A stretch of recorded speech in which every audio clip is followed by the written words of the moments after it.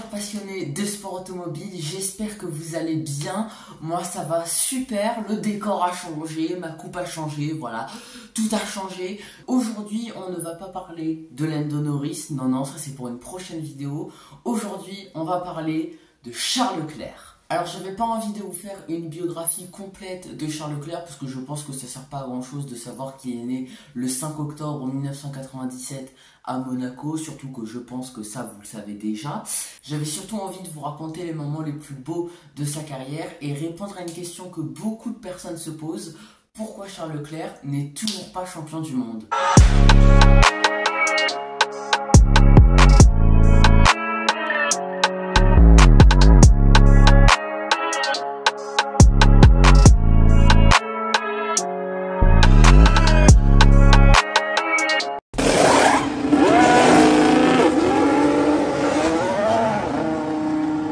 Après avoir gagné le championnat de GP3 en 2016, l'équivalent à peu près de la Formule 3 aujourd'hui, et avoir gagné le championnat de Formule 2 en 2017, Charles Leclerc arrive en Formule 1 en 2018 chez Alfa Romeo avec comme directeur Frédéric Vasseur. Leclerc devient le troisième pilote monégasque à participer à un Grand Prix après Louis Chiron et Olivier Beretta.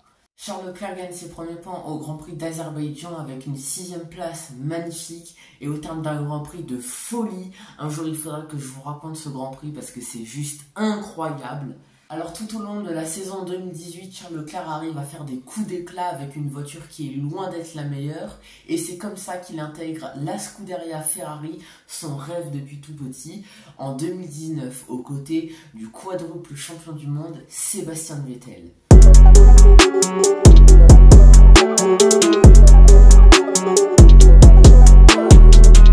Cette année-là pour le Monégasque a été principalement marquée par la rivalité avec Max Verstappen. Et cette rivalité va prendre une autre ampleur au Grand Prix d'Autriche. Leclerc et Verstappen se retrouvent tous les deux en première ligne. C'est la première ligne la plus jeune de l'histoire de la Formule 1. Et quand tu vois ça, tu sens déjà que ça va péter entre les deux. Alors malheureusement, Verstappen manque complètement son départ, il se retrouve 9e à la fin du premier tour. Mais à moins de 5 tours de l'arrivée, Max Verstappen fait la jonction avec Charles Leclerc en tête du Grand Prix. Et ces deux-là vont s'offrir une bataille incroyable. Alors c'est Verstappen qui gagne après un dépassement très musclé de sa part. Il a un petit peu emmené Charles Leclerc en dehors de la piste. Les deux se sont un petit peu touchés. Ça a beaucoup énervé Charles Leclerc après le Grand Prix. Charles Leclerc dira après ce Grand Prix qu'il sera plus agressif dans sa façon de piloter. Et ça, on l'a vu une semaine plus tard au Grand Prix de Silverstone. Alors le contexte pour ce Grand Prix était un petit peu différent, il ne se battait pas pour la victoire, il se battait pour la 4e ou 5e place. Et Charles Leclerc nous a offert une défense magistrale, notamment dans le virage de Stowe, le virage qui se trouve juste là, vous voyez. Alors pour vous expliquer un petit peu, après les mythiques virages de Magotts, Beckett et Chapelle, il y a une longue ligne droite qui mène jusqu'au virage de Stowe. Alors si vous ne connaissez pas bien le circuit et que je suis en train de vous parler chinois, regardez ma première vidéo sur cette chaîne YouTube où je vous explique tout le circuit de Silverstone. Donc voilà, n'hésitez pas à aller voir ça et à revenir sur cette vidéo. Et donc, dans cette longue ligne droite qui emmenait jusqu'au virage de Stowe, comme je vous ai dit, Max Verstappen attaquait Charles Leclerc par l'intérieur.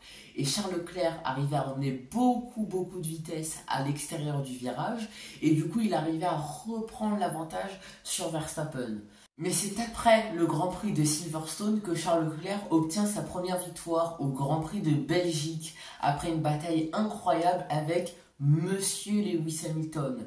Alors malheureusement, Charles Leclerc n'a pas pu fêter comme il le souhaitait sa première victoire, parce qu'il y a eu la mort du Français Antoine Hubert la veille. Voilà. Et c'est après ce Grand Prix que naît une nouvelle rivalité, Leclerc-Hamilton. Oui.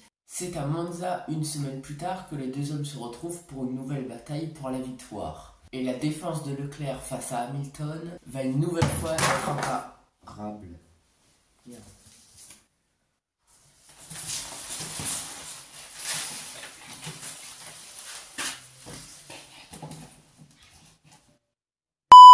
Leclerc Leclerc offre une nouvelle fois une défense spectaculaire face à Hamilton puis Bottas. Leclerc s'impose à Monza avec Ferrari 10 ans après la dernière victoire, celle de Fernando Alonso en 2010. Ce sera malheureusement la dernière victoire cette année pour Charles Leclerc. Il finit l'année devant son coéquipier Sébastien Vettel avec 2 victoires, 10 podiums.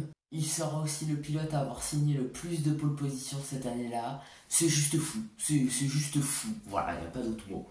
Alors malheureusement, à la fin de l'année 2019, Ferrari sera accusé de triche, moteur trop puissant qui dépasse les limites autorisées.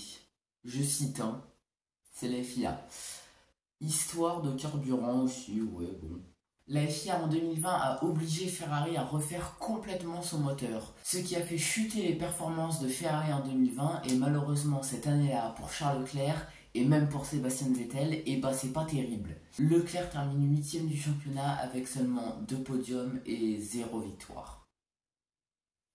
C'est une 6ème place au championnat constructeur pour Ferrari. Le désastre. Le désastre.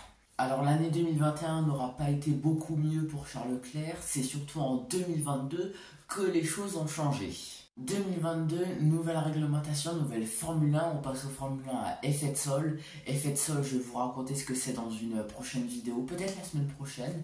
Et cette saison 2022 démarre très fort pour Charles Leclerc parce que sur les 3 premiers Grands Prix, il en gagne 2. Et les 2 Grands Prix qu'il a gagnés, c'est les Grands Prix où a abandonné son vrai rival au championnat, Max Verstappen. Donc là, tu te dis que ça y est, c'est son année, Charles Leclerc, il va être champion du monde, ça y est.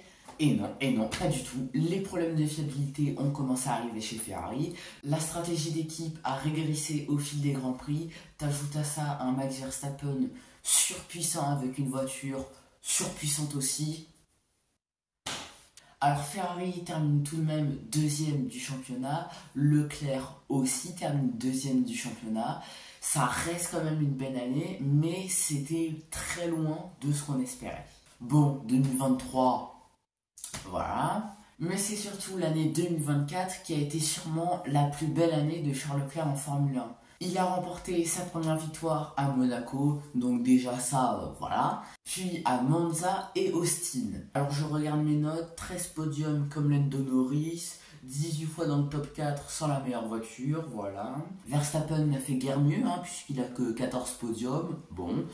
Mais le truc le plus marquant pour Charles Leclerc en 2024, ce sont sûrement ses départs, notamment à Abu Dhabi avec 11 places gagnées au départ. Bon, voilà.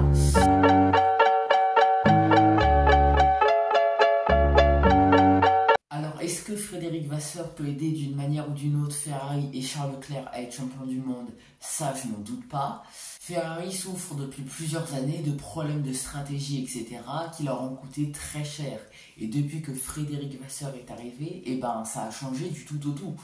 Voilà, cette vidéo est terminée, j'espère qu'elle vous aura plu. Moi je vous dis à mardi prochain pour une nouvelle vidéo sur la Formule 1, donc soyez présents. En attendant, abonnez-vous, likez, commentez et mangez des noix de cajou, c'est bon pour la santé. Voilà. Bon, j'ai voulu faire une transition stylée, mais malheureusement...